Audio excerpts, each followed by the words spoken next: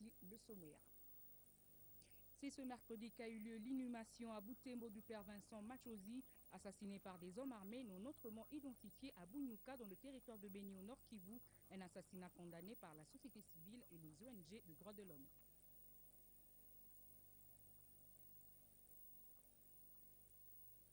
Et pendant ce temps, l'humanité a célébré ce 23 mars la journée de la météorologie, thème retenu cette année, plus chaud, plus sec, plus humide, regardant l'avenir en face, occasion pour les Nations Unies de tirer la sonnette d'alarme car le climat est en train de changer à une vitesse de croisière et ce changement va se poursuivre, martèlent les responsables de l'Organisation mondiale de la météorologie.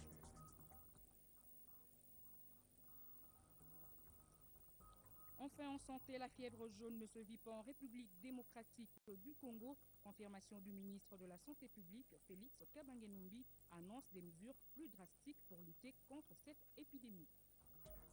Voilà tout pour les titres, le sommaire, les détails, c'est dans un instant.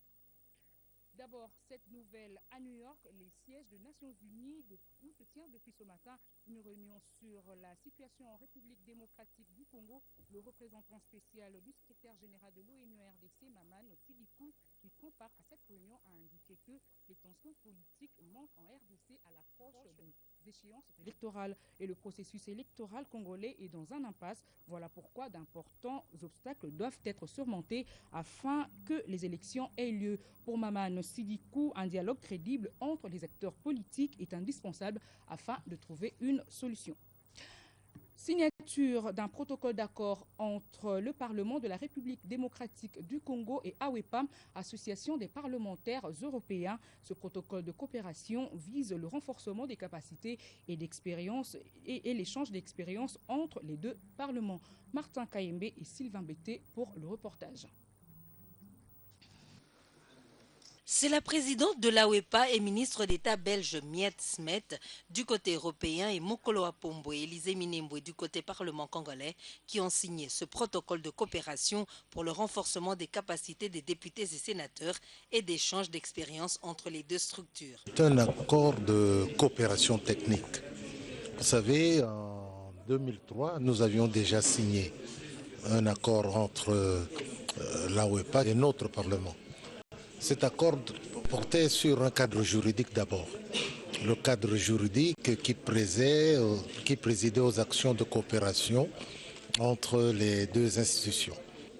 Nous avons besoin donc d'un certain encadrement technique pour ces parlementaires pour s'initier d'abord au travail législatif, à la pratique de la diplomatie parlementaire qui est une pratique neuve. Bien avant la signature du protocole de coopération, Miet Smet a échangé avec le président de l'Assemblée nationale, Aubin Minakou. On a discuté, mais surtout le président a insisté pour qu'on tâche avec la WEPA de donner une formation aux jeunes cadres du Parlement. Il va engager un nombre de jeunes cadres et il dit que si on veut faire quelque chose pour eux, ça sera important. Et deuxièmement, il demande aussi de faire quelque chose pour les femmes. Le nombre de femmes parlementaires est assez bas. En Belgique, c'est quand même 40%. Et j'ai insisté chez lui de produire une loi qui oblige les partis de mettre assez de femmes sur leur liste et sur des bonnes places. Parlons à présent du projet de loi autorisant la ratification de l'accord de prêt conclu entre la République démocratique du Congo et le Fonds africain de développement au titre de financement du projet de renforcement des infrastructures socio-économiques dans la région du centre qui a été voté au Sénat. Ce projet de loi a pour objectif de renforcer les infrastructures dans le Grand Kasaï dans 4 composantes du système d'approvisionnement en eau potable. Encore une fois, Martin Kayembe et Sylvain Bété. Après la Chambre basse du Parlement, le Sénat congolais a adopté le projet de loi autorisant la ratification de l'accord de prêt conclu entre la République démocratique du Congo et le Fonds africain de développement au titre de financement du projet de renforcement des infrastructures socio-économiques dans la région du centre. Ce prêt de plus de 1 475 000 $ américains va aider au renforcement des infrastructures, des études, la coordination et la gestion du projet dans le domaine d'eau et de l'électricité. Le projet de ratification voté par les sénateurs aura comme objectif remettre au niveau le système d'addition d'eau à Mbujimaï, Kananga et Chikapa. La loi comprend 4 volets et vise la réalisation dans le milieu rural de 60 systèmes d'approvisionnement en eau potable et 10 solaires. Ce financement pourra aider la partie centre de la RDC à la lutte anti-érosive pour la protection de conduite de systèmes d'approvisionnement en eau, mais aussi le fonctionnement du projet d'acquisition d'équipements informatiques. Les sénateurs ont également adopté les résolutions portant création d'une commission spéciale de suivi routier en République démocratique du Congo.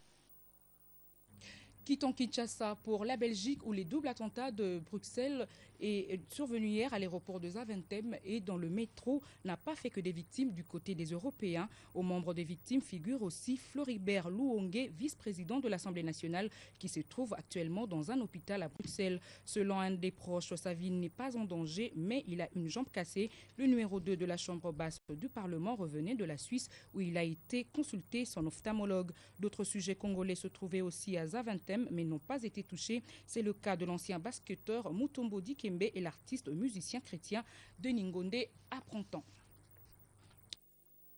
Le gouverneur sollicite l'accompagnement des habitants de Rutshuru pour que règne la paix et la sécurité dans cette partie de la province. C'était au cours des consultations tenues sur place avec plusieurs couches sociales auxquelles ont été associés les membres du comité provincial de sécurité. Entre-temps, les mesures fortes seront prises à l'encontre des tisseurs des ficelles dans les conflits interethniques dans cette contrée où Julien Paloukou poursuit son séjour. Le point avec notre correspondant sur place, Marty Dacruz Olemba. À travers ces différentes consultations, le gouverneur du Nord Kivu fait le diagnostic à fond de la recrudescence de l'insécurité dans le territoire de Rutshuru, marqué par des kidnappings, meurtres et assassinats.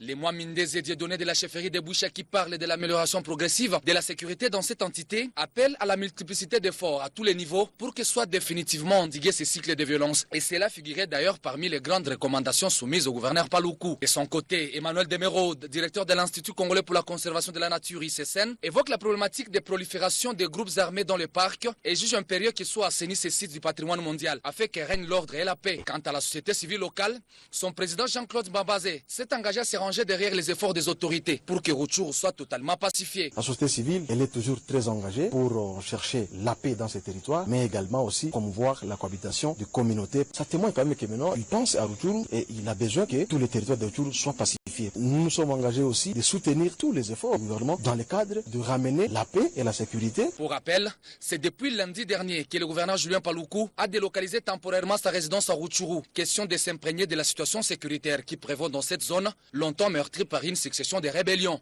Marty Dacruz Olemba, Goma, RTGA. Clôture ce jeudi 24 mars de la campagne électorale des gouverneurs de 21 nouvelles provinces. Depuis 3 jours, les candidats passent devant leurs assemblées provinciales décliner leur programme d'action qu'ils mettront en action pour une fois élus. Tout se passe dans l'ordre jusqu'ici, Suzuki Bira et Simon Kabamba. La campagne électorale des gouverneurs des 21 nouvelles provinces se poursuit normalement. Ce mercredi, quelques assemblées provinciales étaient prises d'assaut par les discours programmes des candidats. C'est le cas du Kasaï oriental où le commissaire spécial sortant et candidat gouverneur a expliqué ce que la province peut devenir si les députés provinciaux choisissent la continuité de l'action en cours. Alphonse Ngoïka Sanji, à la tête de cette entité depuis 9 ans, nourrit l'ambition d'achever les chantiers de divers secteurs qu'il a amorcés. Au Kasaï central, les députés provinciaux vont se réunir jeudi pour écouter le discours programme du ticket unique de la majorité. Alex Kandé, qui jusqu'ici n'a privilégié que les contacts secrets, aura l'occasion d'expliquer devant l'organe délibérant ce qu'il entend faire une fois réélu à la tête de cette nouvelle province amputée désormais du Kasaï qui siège à Chikapa. Dans ce nouveau chef-lieu, Marc Manyanga et son colistier se préparent à prononcer ce jeudi leur discours programme. Ils ont la délicate mission de séduire les députés provinciaux qui ont le dernier mot dans ce scrutin, même si Manyanga s'engage avec la bénédiction de la majorité présidentielle. En face de lui, l'indépendant Ntumba Wantumba de l'opposition qui ne désarme pas et compte créer la surprise. Il a multiplié des réunions et va ce jeudi peaufiner son speech devant l'organe délibérant du Kasaï. Le grand rendez-vous est prévu pour ce samedi 26 mars dans 21 nouvelles provinces de la République démocratique du Congo. Ouverture ce mercredi de l'atelier de collaboration et de coordination des activités de sensibilisation et d'éducation électorale entre la CENI et les parties prenantes au processus électoral en charge de ce secteur d'activité. Ces assises se tiennent dans le cadre de l'organisation prochaine de l'opération de révision du fichier électoral. Richard Chakoka-Nyengele et Linda Kibushi signent ce reportage. La CENI et les parties prenantes au processus électoral en charge de la sensibilisation et de l'éducation civique électorale veulent améliorer leur collaboration à travers la coordination de leurs activités, autrefois menées de manière éparse par les ONG. Ainsi, l'opération de révision sera lancée dans les jours à venir et est une occasion pour canaliser tous les moyens financiers disponibles en vue de la mobilisation de la population. Aujourd'hui, à la veille des opérations de révision du fichier électoral, la CENI veut garantir une meilleure collaboration et une parfaite coordination des activités de sensibilisation afin d'éviter la dispersion des efforts, mais plutôt de canaliser au mieux tous les moyens financiers disponibles aux fins de la mobilisation de la population pour un processus électoral inclusif, crédible, transparent et apaisé. Pour le PNUD, la coordination de ces activités de sensibilisation et d'éducation électorale s'inscrit dans le cadre des objectifs de son plan stratégique 2014-2017. Le présent atelier organisé par la Commission électorale nationale indépendante avec l'appui du PNUD constitue une étape importante du processus électoral, en ce sens qu'il contribuera à une meilleure organisation des acteurs intervenant dans l'éducation électorale qui constitue sans conteste une activité déterminante dans la mobilisation de l'électorat et l'instauration d'un climat électoral apaisé. Déjà pour sa part, la commission électorale s'engage à apporter son appui aux ONG en termes de plaidoyer et d'accompagnement auprès du gouvernement, de partenaires techniques et financiers et de coordonner le projet des activités concernant la sensibilisation électorale. La ville de Kinshasa ne se limite pas seulement à la commune de Lagombe. D'autres quartiers et communes reculés de la capitale éprouvent d'énormes difficultés concernant leur voirie. C'est le cas du quartier Lukunga Malueka à Ngalema. Ici, seule la moto fait la loi à cause de la détérioration très avancée des routes. Constaté par notre reporter Shekina Kalala. La réhabilitation des routes est l'une des préoccupations majeures des Kinois. Nous sommes dans la commune de Ngaliema, précisément au quartier Lukunga Malueka. Plusieurs routes de ces quartiers sont impraticables. Il faut d'énormes sacrifices pour se déplacer. La route Nzolana, d'une si grande importance au regard des avenues qui passent par elle, est dans un état de délabrement on ne peut plus déplorable. Chaque année, la population de Malueka se coupe du reste de Kinshasa et pour arriver à Pompage, il faut marcher à pied ou être sur la moto. La population, fatiguée des promesses, supplie l'autorité urbaine de faire quelque chose. Notre paisible population en souffre compte tenu des moyens de transport. Et puis nous faisons des rapports à tout moment et puis chaque fois à notre hiérarchie. Ce que nous attendons est que le gouvernement puisse réhabiliter cette route. C'est une route principale qui quitte à partir de Pompage jusqu'à l'IPN. Vraiment, nous prions beaucoup à notre gouvernement de revoir quand même notre route. Tolingi, l'État a bon biso nzela oyo. Ba prometaki biso zela, ba chinois, ba zotambola, ba métrage tout partout. Mais jusqu'à présent, réaction exalité. Mais toujours la bango. Etanzia o episa biso souci makasi. Donc au moins le quoi toza battement négligé, on dit battement toza valeur te kota Malueka o papa. Et be la population ba le kanzela o toze belé. Batu ba komi kokufa le quoi ba nyama so toku ba mutakufa ba tie na pousu papa. Hein? Moi na robela na butu bo hôpital amnene za ba 30 fo boke moyen bo kende kute zate. Nzela mabe papa, modernisation o ba loba. Batu o to mona baninga ba o sepla. Bon biso po ani koto to sepela te. Nzela o epesa biso souci makasi. Il est temps de réhabiliter les routes de Malueka afin de faciliter la mobilité de ses habitants qui se comptent par plusieurs milliers. Je l'ai dit en titre, il n'y a pas d'épidémie de fièvre jaune en République démocratique du Congo, a déclaré le ministre de la Santé, malgré la présence de quelques cas isolés dans certains coins du pays. Félix Kabange-Numbi a affirmé que des dispositions sont prises à la frontière avec l'Angola pour contenir la maladie. Plus de détails avec vous, Suzy Kibira Oumari. Le Congo central. Alerté par les rumeurs qui confirment quelques cas de perte en vies humaines dues à la fièvre jaune, le ministre de la Santé publique, Félix Kabange-Numbi, affirme qu'il n'y a pas d'épidémie de fièvre jaune en RDC. Nous avons eu une vingtaine de cas suspects, environ 28 prélèvements ont été faits sur ces patients.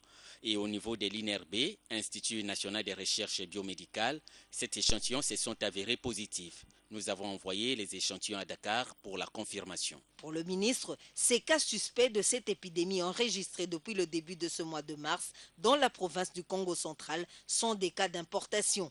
Les malades seraient venus d'Angola où la maladie sévit depuis le mois de décembre dernier. On dénombre ainsi un cas à Kimpese, 3 à Sonapangu et un autre cas dans la ville de Matadi. Aux habitants des provinces frontalières de l'Angola ainsi que ceux de la ville de Kinshasa, le ministre de la Santé recommande de dormir sous la moustiquaire et d'observer des mesures d'hygiène, notamment l'assainissement du milieu pour éviter la multiplication des moustiques Aedes qui transmettent la fièvre jaune. Cette épidémie est une maladie hémorragique virale aiguë transmise par des moustiques infectés. Le terme jaune fait référence à la jaunisse présentée par certains patients. Il n'y a pas de traitement spécifique de la fièvre jaune. Le traitement en est symptomatique. Des sources médicales du Congo central ont récemment indiqué à la radio Okapi que 6 personnes étaient décédées de fièvre jaune. Et puis, plus chaud, plus sec, plus humide, regardons l'avenir en face. C'est sous ce thème que le monde a célébré ce 23 mars la journée de la météorologie. Cette année, la journée placée sous le signe du changement climatique. Pour les Nations Unies, le climat est en train de changer et ce changement va le poursuivre. Suzy Kibira Omari et Shekina Kalala nous en parlent. C'est depuis 1950 que l'Organisation météorologique mondiale a institué la journée du 23 mars pour célébrer la journée mondiale de la météorologie. Elle rassemble 191 États membres, parmi lesquels la Suisse qui est représentée par l'Office fédéral de météorologie et de climatologie météo suisse. Bien qu'une manifestation ponctuelle n'a pas été prévue en RDC pour la circonstance, sachez que cette année 2016, la Journée internationale de la météorologie est placée sous le signe du changement climatique. Les écologistes estiment que le climat est en train de changer et les États sont appelés à se mobiliser car le changement va se poursuivre. Conséquence, la planète se réchauffe et les chercheurs dans ce domaine ont indiqué que la période entre 2011 et 2015 a été la plus chaude. À ce jour, il est à noter que les températures augmentent, certains événements extrêmes deviennent plus fréquents, notamment la canicule, les périodes de sécheresse et les fortes pluies qui se multiplient. La République démocratique du Congo, qui détient la plus grande réserve des forêts après l'Amazonie, doit peaufiner des stratégies pour préserver sa population face au changement climatique. À l'occasion de cette journée dédiée à la météorologie, placée sous le thème « Plus chaud, plus sec, plus humide », regardant l'avenir en face, chaque nation a le devoir de s'attarder sur la question pour des solutions appropriées. Tous les artistes congolais de différentes disciplines et les opérateurs culturels exerçant dans ce domaine doivent être identifiés au ministère de la Culture et des Arts. Question d'améliorer ce secteur. L'appel est du ministre de tutelle Banza Moukalai, cela après un échange mercredi entre le ministre de la Culture et ses artistes pour le numéro 1 de la culture congolaise. Cette opération vise à améliorer le sort de l'artiste, l'écrivain et l'opérateur culturel qui joue un rôle très capital dans le développement économique de la RDC. Une initiative vraiment saluée par les artistes congolais. Une page noire dans ce journal, inhumation ce mercredi de Père Vincent Machozi, président de l'Association culturelle internationale de Kiahanda, après la messe célébrée par l'évêque Melchisedek Sikouli. Le cortège a pris la direction du cimetière de Mahamba où une foule nombreuse l'a accompagné à sa dernière demeure. Toutes les activités étaient paralysées à Butembo. Ici à Kinshasa, les missionnaires assomptionnistes ont aussi organisé une célébration eucharistique pour confier l'âme du père Machozi entre les mains de Dieu. Pour rappel, le père Vincent Machozi a été assassiné par des hommes armés non autrement identifiés, assassinat condamné par la société civile et les ONG de droits de l'homme. Paix à son âme. Ce journal est fini, mais avant, prenons le rappel des titres. C'est ce mercredi qu'a eu lieu l'inhumation à Butembo du père Vincent Machozi, assassiné par des hommes armés non autrement identifiés à Bunyuka dans le territoire de Beni au Nord Kivu, un assassinat condamné par la société civile et les ONG de droits de l'homme.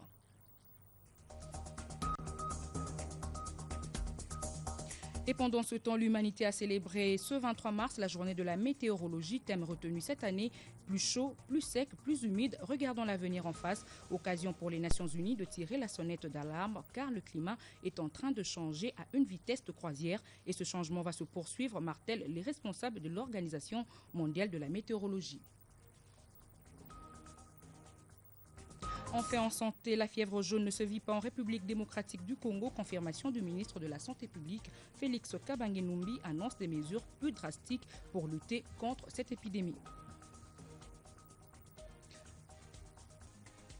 Dans la seconde partie, vous aurez droit à votre journal des sports avec Ben Goy qui certainement nous donnera les nouvelles fraîches des léopards qui jouent déjà ce samedi contre les Palancaches Negraches d'Angola. Mais avant tout, prenons cette pause. Ce journal vous a été offert par